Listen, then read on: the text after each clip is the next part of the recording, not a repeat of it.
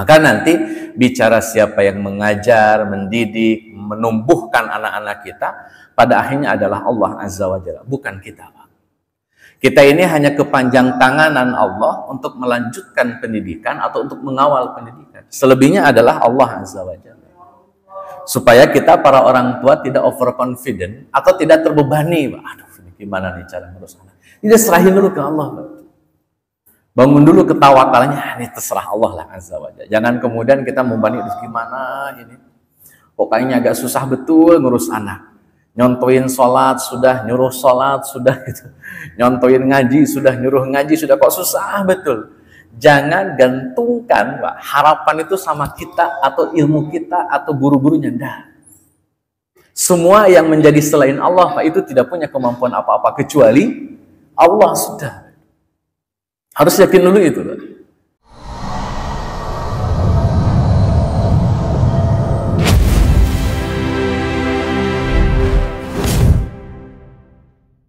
Asyhadu anna Muhammadan abduhu wa rasuluh allazi la nabiyya ba'dah.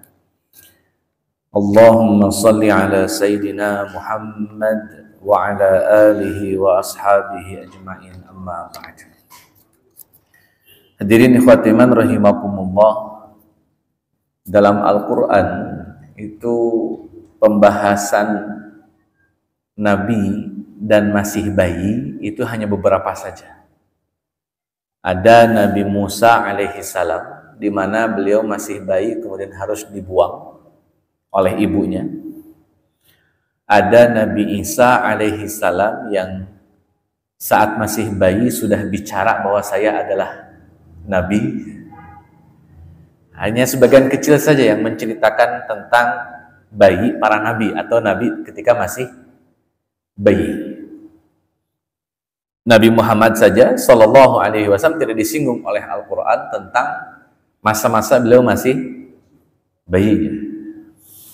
Bahkan remaja pun dah. Jadi ada beberapa nabi yang disinggung ketika masih bayi, disinggung ketika masih kecil, termasuk di dalamnya ada Nabi Yahya. Mungkin lebih tepat bukan bayi, kalau Nabi Yahya kan anak kecil. Sobiyya itu artinya kecil. Wa atainahul hukma sobiyya. Sobiyya itu di mana anak kecil. Jadi sudah lewat masa bayi tapi ya belum dewasa. Karena sobiyya ini ya jatuhnya anak belum balik kan begitu, itu sobiyya. Nah, hadirin ikhwati rahimakumullah, Nabi Yusuf juga ada cerita masih usia 8 tahun. Walaupun tidak definitif 8 tahun ceritanya. Hanya disebutkan saja bahwa Nabi Yusuf itu diajak ikut mengembala kambing. Dan Nabi Yakub sudah sangat punya perasaan, feeling bahwa wah kayaknya ini nggak beres ini gitu.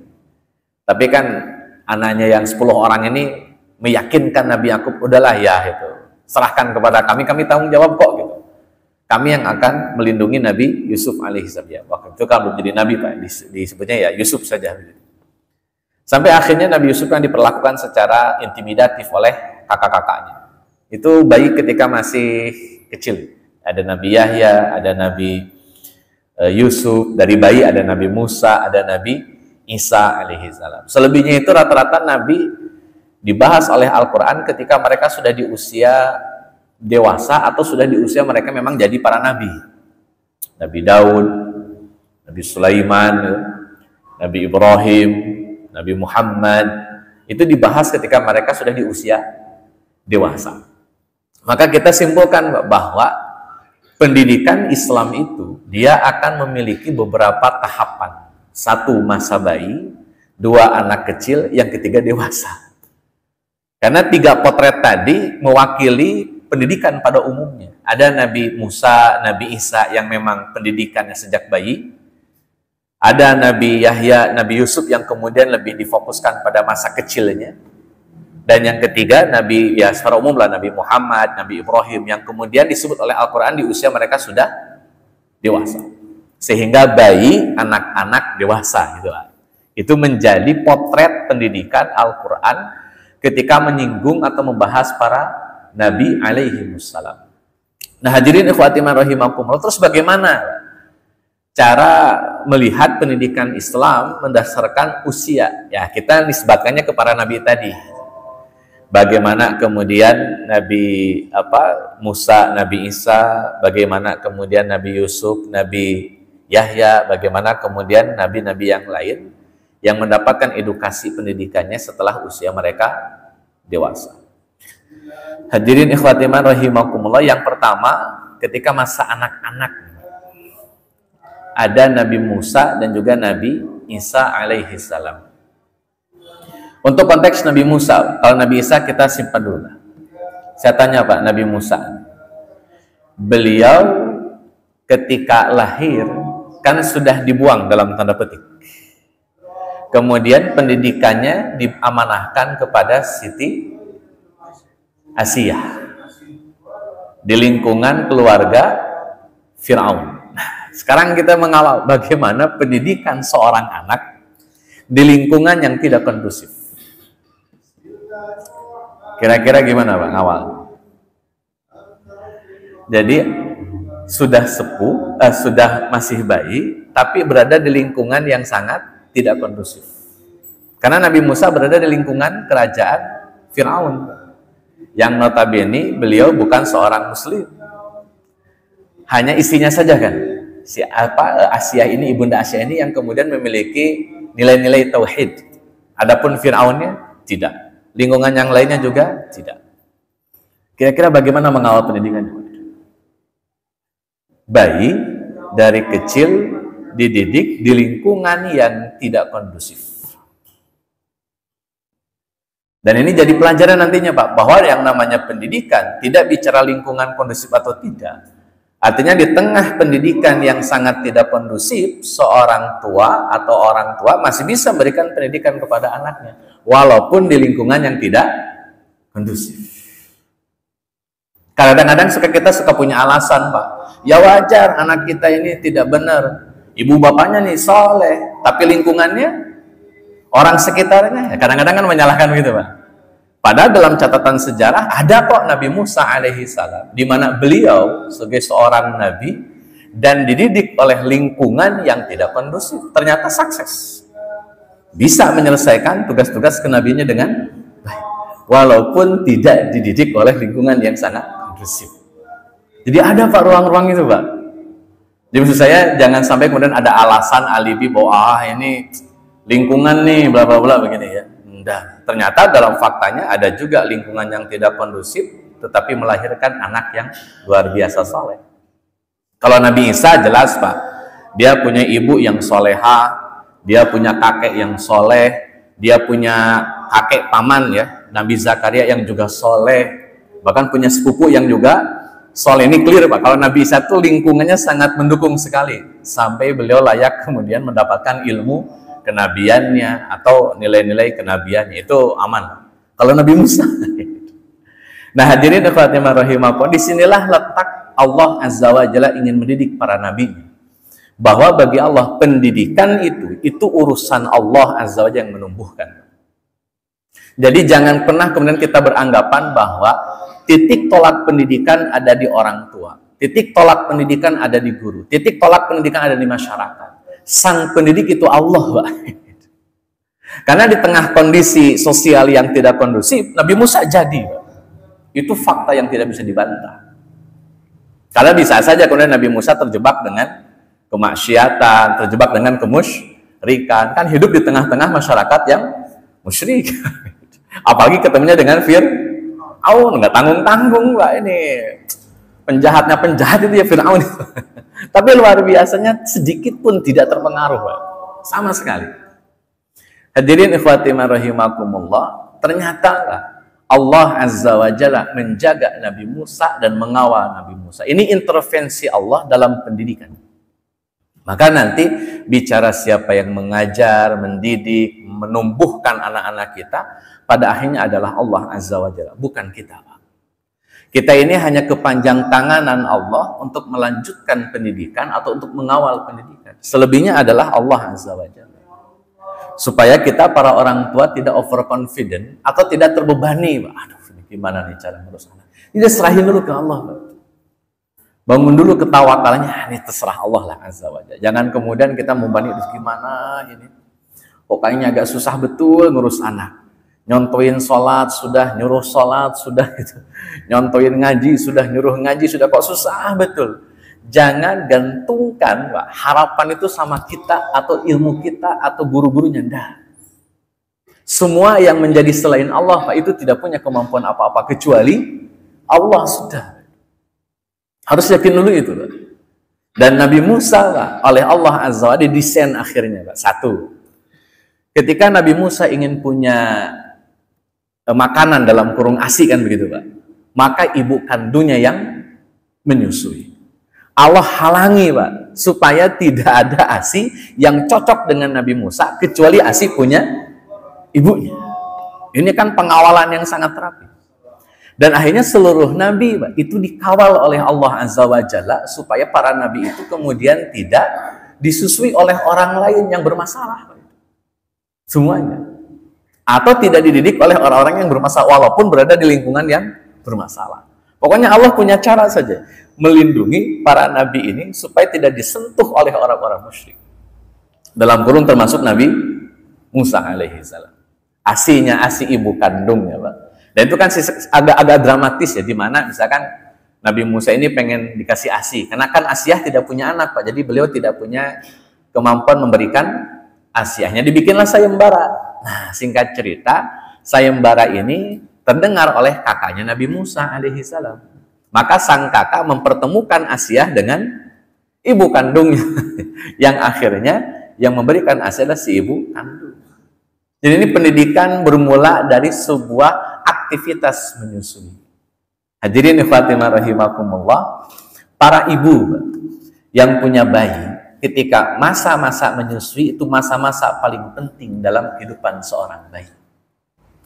ASI yang diberikan oleh si ibu, kemudian ilmu yang diberikan oleh si ibu, kemudian doa yang diberikan oleh si ibu ketika sedang menyusui, itu berpengaruh terhadap proteksi dia dalam menghadapi persoalan hidup yang akan dia hadapi. Karena ibunya Nabi Musa gitu Pak, mengandalkannya ketika beliau menyusui ya didoakan, mungkin dikasih kata-kata yang positif gitu. Kamu ini harus soleh, kamu ini bertauhid, kamu ini harus muslim, jangan sampai kayak Fir'aun. Kan nggak mungkin diam-diam baik Pak. Ya namanya ibu kan kalau menyusui kan macam-macam Pak. Ada yang nyanyi, ada yang sholawat kalau kita Pak. Ada yang baca Quran, ada yang baca Asmaul. Macam-macam tuh ibu menyusui itu Pak. Ya kalau kita pengen punya anak yang ahli tauhid ya nggak mungkin dangdutan lah kalau menyusui. Jadi itu punya ruang-ruang aktivitas Pak yang kemudian itu menjadi koneksitas antara si ibu dengan si bayi. Dan ini yang kadang-kadang mohon maaf Bapak Ibu Allah muliakan, hilang nih di generasi-generasi sekarang. Aktivitas menyusui itu jadi diem-dieman atau ibunya sambil main. Itu persoalannya Pak. Sholawat hilang, Asmaul Husna nggak ada, itu persoalan itu. Saya nggak tahu Pak, karena saya juga bayi nggak tahu ibu saya ngapain. Tapi saya cukup optimis Pak, bahwa para ibu dulu ketika mereka menyusui anak-anaknya ada satu aktivitas, yang aktivitas itu betul-betul punya nilai dan mempengaruhi si akal anak, mempengaruhi hati si anak. Ketika dia sedang menyusui itu betul-betul menjadi hubungan yang sangat harmonis antara ibu dengan anak. Makanya di dalam banyak riwayat Pak, kenapa seorang ibu kejiwaannya tidak boleh terganggu saat ia hamil dan yang kedua saat ia menyusui, karena itu mempengaruhi bayi. Dan itulah proteksi paling kuat Pak, itulah proteksi paling hebat yang bisa didapatkan oleh seorang anak ketika dia hidup di tengah masyarakat yang tidak kondusif. Mulailah dari aktivitas menyusui tadi. Dan Nabi Pak Sallallahu Alaihi Wasallam memberikan contoh Pak, ini contoh Nabi. Beliau dikasih ASI itu oleh 3 perempuan. Satu Suwaibah, satu ibu kandungnya Aminah. Kemudian yang kedua Suwaibah, hamba sahayanya Abu Lahab. Dan ketiga Halimah. Dan Halimah ini Pak, namanya aja Halim Pak. Ini ada beberapa ulama sejarah yang komentarin nama-nama yang terlibat dalam pendidikan Nabi Pak. Di antaranya adalah Halimah. Halimah itu artinya lembut, lemah lembut. Halim itu lembut Pak. Jadi Halimah ini kemudian mendapatkan satu kesempatan menyusui Nabi Shallallahu Alaihi Wasallam dengan kelemah lembutan yang beliau punya. Sampai pendidikan Nabi Muhammad, beliau tumbuh dan berkembang sebagai orang yang lemah lembut.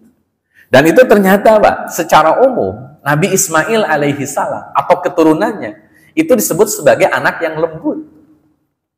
Misalkan dalam surat As-Saffat, Allah Azza wa Jalla tegaskan bahwa Nabi Ismail alaihi salam itu oleh Allah Azza wa Jalla disebut sebagai bigulamin halim, anak yang lemah lembut. Bigulamin halim. Boleh dicek dalam surah As-Saffat ayat ke-101. Ketika Nabi Ibrahim doa, Rabbi habli minas salihin. Maka ayat 101-nya, fabasyarnahu bigulamin halim. Maka Allah anugerahkan kepada Ibrahim seorang anak yang halim. Tambahin tak marbutoh, halimah. Jadi kelemah lembutan dalam aktivitas menyusui, Pak, itu membentuk karakter lemah lembut.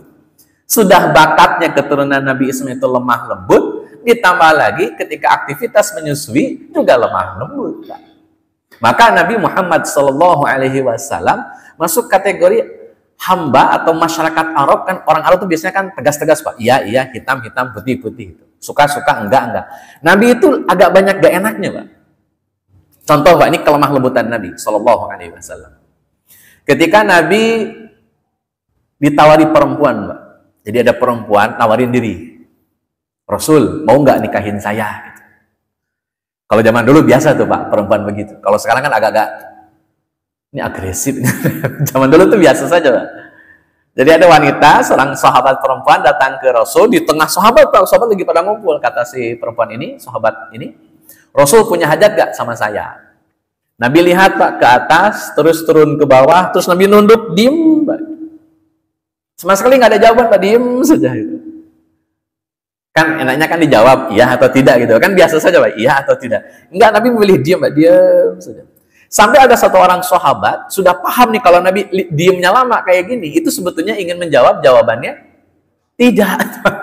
Kalau perempuan kan diamnya itu sama dengan iya, Pak. Kalau Nabi itu diamnya itu sama dengan tidak, diam. Sampai hanya sahabat berdiri, kata sahabat ini, laki-laki, Rasul, kalau Rasul tidak punya hajat sama perempuan ini, biar saya yang nikahin. Karena Nabi nanya waktu itu, ente punya apaan di rumah? Waduh, nggak ada apa-apa, Rasul, kata sahabat ini, saya punya hafalan Quran. Mau ngajarin istri kamu hafalan Quran? Mau. Nah, itu jadi maharnya. Kan ada tuh, Pak, riwayatnya.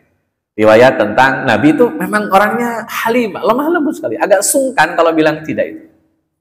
Contoh lain, Pak, ada sahabat itu datang bolak-balik ke Nabi minta sesuatu. Pokoknya sahabat ini minta terus ke Nabi. Dia datang minta, dia datang minta. Sampai berulang kali, Pak, bolak-balik minta terus Nabi, ngasih. Sampai akhirnya ada sahabat yang lain yang kesel, Pak. Jadi yang kesel bukan nabinya, yang kesel itu sahabat yang lain. Hanya ditarik sahabat yang suka minta ini, kemudian dibisikin, ente jangan minta mulu ke Nabi. Kalau ente minta terus, pasti Nabi ngasih terus. Udah berhenti. Akhirnya nggak lagi minta, Pak. Itu setelah diingetin. Nabi sendiri tetap ngasih, Pak, ketika memang harusnya ngasih. Nah, itu kelemah lembutan yang itu masuk menjadi karakter dan kepribadian Nabi Muhammad Sallallahu Alaihi Wasallam. Dan itu tersimbolkan, Pak, dengan nama Halimah. Maka aktivitas menyusui seorang ibu, caranya bagaimana, seperti apa, doa yang dibaca apa, zikir yang dilantunkan apa, mempengaruhi kondisi pendidikan si bayi. Maka Nabi Musa, Pak, punya proteksi kuat. Karena yang nyusuin ibu kandungnya. Nah, nanti Ustadz, kalau ibu kandungnya tidak bisa ngasih ASI, tapi ASInya yang lain, ya asal kayak Nabi, walaupun disusuin oleh Halimah, tapi kan Halimahnya, walaupun Aminah hanya beberapa lama kan, setelah itu kan dialihkan kepada Halimah. Jadi yang nyusuin Nabi lama-lama ya cuman Halimah. Aminah saja tidak sampai lama nyusuin Nabi Shallallahu Alaihi Wasallam. Jadi ini aktivitas ini harus diingatkan betul, Pak, kepada para generasi Z sekarang ini. Ketika mereka nyusuin anak, coba jangan sambil nonton, jangan sambil buka HP. Cari yang lain ya, sambil dengerin. Kalau toh mau nonton pun ya dengerin sholawat, Allahumma sholli, kayak gitu. ala sayyidina, gitu misalkan. Atau baca Quran gitu, surat Al-Baqarah kayak Ali Imran, terserah gitu. Yang penting ada sesuatu yang menjadi aktivitas ibu ketika dia nyusuin anak. Hadirin ikhwati rahimakumullah, maka para nabi Pak rata-rata aktivitas disusui oleh ibunya itu maksimal. Makanya oleh Al-Qur'an setidaknya Pak menyusui itu aktivitasnya minimal haulaini kamilaini, 2 tahun yang sempurna. Harus 2 tahun Pak Idian. Dan itu sudah diteliti Pak oleh para pakar. Artinya dengan aktivitas menyusui selama 2 tahun itu maksimal. Hubungan yang terbangun antara ibu dan anak maksimal. ASI yang diberikan maksimal. Sehingga pertumbuhan anak baik fisik maupun psikisnya maksimal. Haulaini kamilain. Dalam Al-Qur'an jelas Pak itu. 2 tahun yang sempurna. Ada juga sih yang sampai 26 bulan. 26 bulan. 2 tahun setengah ada juga. Antara itulah yang paling sering ya di 2 tahun itu. Nah hadirin ikhwati rahimakumullah, singkat cerita Pak, setelah prosesi haulaini kamilaini ini sudah diberikan oleh para ibu, para ummahat, maka si anak punya proteksi. Walaupun masih di alam bawah sadar Pak, karena akalnya belum berfungsi dengan benar. Tapi secara kecenderungan si anak sudah punya kecenderungan karakter yang baik. Nah akhirnya baru Pak setelah masa menyusui, masa bayi itu sudah selesai, ada hubungan yang kuat dengan ibunya, hubungan yang kuat dengan orang tuanya, maka dia minimal sudah punya proteksi dasar ketika anak itu tumbuh dan berkembang. Katakanlah selesai 2 tahun, dia masuk di usia 2 tahun dan seterusnya, maka si anak sudah mulai punya aktivitas yang sifatnya fisik Pak. Dia jalan, dia merangkak, dia mencoba bicara dan segala macam. Itu bagian dari proses yang lain. Sehingga si bayi akan tumbuh sebagaimana fitrahnya. Sekarang PR sekarang Pak, banyak anak-anak yang speed delay. Susah ngomong. Di usia tertentu masih juga belum bisa jelas ngomongnya. Di antara yang disalahkan kan gadget. Karena anak sejak kecil bukan diajak ngobrol, tapi diajaknya nonton. Kalau sudah nonton kan hanya audio dan visual saja Pak, begini saja gitu. Zaman dulu saya yakin kan, zaman bapak-bapak ini ketika masih kecil itu justru dilepas di kebun, dilepas di tanah gitu. Kemudian ya silahkanlah mau makan tanah, nyabutin rumput atau apalah, sehingga ada aktivitas fisik yang berkembang. Kemudian diajak ngobrol bayinya. Anak siapa ini? Anak siapa ini? Kan diajakin ngobrol. Macam-macam lah. Kadang-kadang ibunya ngomong kemana tahu gitu. Supaya ngomong depan anaknya doang. Nah, ibu-ibu zaman dulu kan begitu Pak. Saya nggak tahu nih sekarang ini kayaknya lebih banyak asyik dengan apa gitu. Zaman dulu tuh masih ada ruang-ruang diajak ngobrol bayinya. Nah hadirin ikhwati rahimah, usia 2 tahun kemudian ada aktivitas fisik. Suruh jalan. Terjatuh tidak ada masalah, bangun nanti. Kemudian suruh bicara, kita kasih kosakata, kita kasih pengarahan. Ini kepala, ini pundak, ini kaki, ini lutut. Sampai ketika ditanya, mana kepala? Anak sudah nyontot, ini megang kepala. Mana pundak? Berarti kan sudah nyambung. Tinggal dilanjutin tuh obrolannya. Ada yang ngajarin baca, ada yang ngajarin ngobrol, ada yang ngajarin macam-macam. Saya sih tidak melarang anak disuruh baca, monggo-monggo sajalah itu. Kan ada juga beberapa penelitian, janganlah anak kan belum bisa diharuskan baca. Terserah lah. Tapi yang intinya anak kemudian belajar tentang bagaimana berkomunikasi, bagaimana berinteraksi di usia 2 tahun terus sampai hadirin ikhwati rahimakumullah. Anak itu di usia sobi, anak kecil. Nah, kalau sudah sobi, sudah jadi anak kecil bagaimana? Patokannya adalah mumayyiz. Mumayyiz itu sudah bisa bedain mana keledai, mana onta. Kalau di zaman Nabi Pak, yang namanya mumayyiz itu sikap awal atau mental awal sebelum akil balik. Namanya mumayyiz. Targetnya apa? Bisa bedain mana onta, mana keledai saja. Kalau sekarang nih anak-anak sekarang Pak bisa bedain mana uang 50.000 sama uang Beda. Gedean 100.000 itu berarti mumayyiz itu. Konteks sekarang lah. Konteks zaman dulu kan onta apa keledai. Ini onta, ini keledai. Nah, itu namanya mumayyiz. Hadirin ikhwati rahimakumullah, kalau sudah di usia anak kecil, cara para nabi ketika mendidik anak-anak mereka, contoh misalkan Nabi Yusuf alaihi salam. Itu diberikan ilmu, diberikan pemahaman, dan suka terjadi dialog, Pak. Anak kecil itu harus diajak dialog. Oleh siapa? Orang tuanya. Maka Nabi Yusuf, Pak, sampai mimpinya pun diceritakan ke bapaknya. Karena Nabi Yusuf kan mimpinya ketika masih kecil. Mimpi ada 11 bintang sujud. Ceritalah ke bapaknya. Pak, maksud saya gini, Pak. Sampai mimpi saja diceritain. Padahal kontennya cuman mimpi. Ada anak masih kecil mimpi, kan macam-macam. Anak-anak kita pasti suka mimpi juga lah. Nah itu dia cerita, Pak, aku mimpi loh Pak, ada bintang 11 sujud gitu. Nah bapaknya pesan, wah bagus tuh mimpinya, tapi kamu jangan bilang-bilang. Jangan bilang-bilang ke yang lain, ke bapak aja sudah. Jadi ini Nabi Yakub, Pak, sedang ingin membangun hubungan. Jangankan cerita-cerita yang tema-temanya penting dan besar. Mimpi saja yang dianggap tidak terlalu penting, ceritakan. Jadi terjalinlah obrolan antara Yakub dengan Yusuf, walaupun usia mereka masih anak-anak. Waktu itu kan usianya sekitar 8 tahunan, Pak. Dalam beberapa riwayat Nabi Yusuf sekitar 8 tahunan. Hal itu pula yang dilakukan oleh Nabi Ibrahim dengan Ismail, Pak, alaihi salam, pun diajak ngobrol. Bahkan Ibrahim memberikan sebuah ruang supaya Ismail memberikan tanggapan. Nah, Bapak mimpi nyembelih kamu. Menurut kamu, fangzur maza tara. Menurut kamu bagaimana? Langsung diajak berpikir, Pak. Ayo, menurut kamu gimana? Nah, itu usia anak-anak tuh, Pak. Kan waktu itu Nabi Ismail kan belum genap 13 tahunan lah, Pak. Kurang lebih 13 tahunan itu. Antara 12 sampai 13 tahun. Ya usianya nggak beda jauh dengan Nabi Yusuf yang diajak ngobrol sama Nabi Yakub. Ibrahim juga ngajak ngobrol, Pak.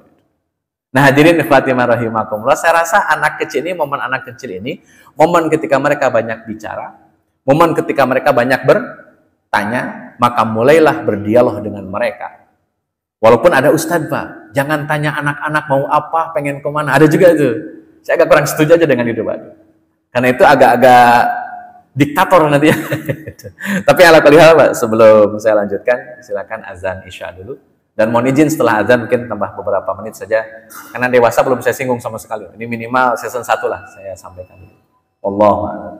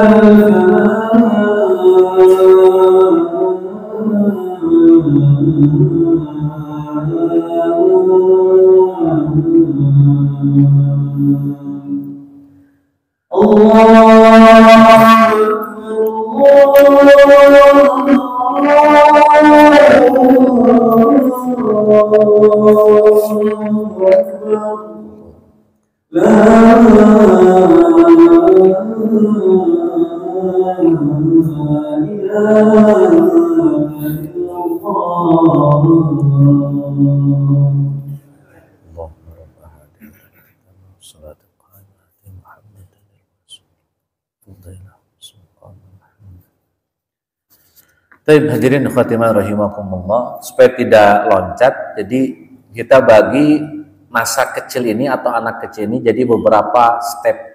Pertama, dari 2 tahun setelah disapi sampai usia 7, dari usia 7 sampai usia 10. Kita ambil 2, nanti 10 sampai 13 atau 14. Jadi ada pembagian jadi 3 step tadi. Kenapa dari 2 sampai 7? Itu proses penanaman mentalitas anak. Ada suatu penelitian, jadi ketika anak di usia 2 sampai 7 tahun, biasanya kan suka agak-agak pelit, Pak ya. Misalkan dia punya mainan, itu nggak boleh dipinjam sama orang. Malah dia bertahan untuk, dia tetap punya mainan, dia akan bertahan dengan mainannya. Dia nggak akan pinjemin mainannya. Itu fitrah, Pak. Biarin aja anak pelit kayak gitu. Gak usah kemudian dipaksa anak harus dermawan di usia itu gitu, Pak. Karena si anak fitrahnya memang pelit, Pak, ketika di usia segitu. Dibiarin saja. Dia punya mainan, ayo pinjemin, gak mau, ya udah gak mau, gak usah dipaksa. Daripada nanti anaknya jadi nangis-nangisan ketika mainannya diambil sama orang lain. Itu ternyata mempengaruhi ketika dewasanya, Pak.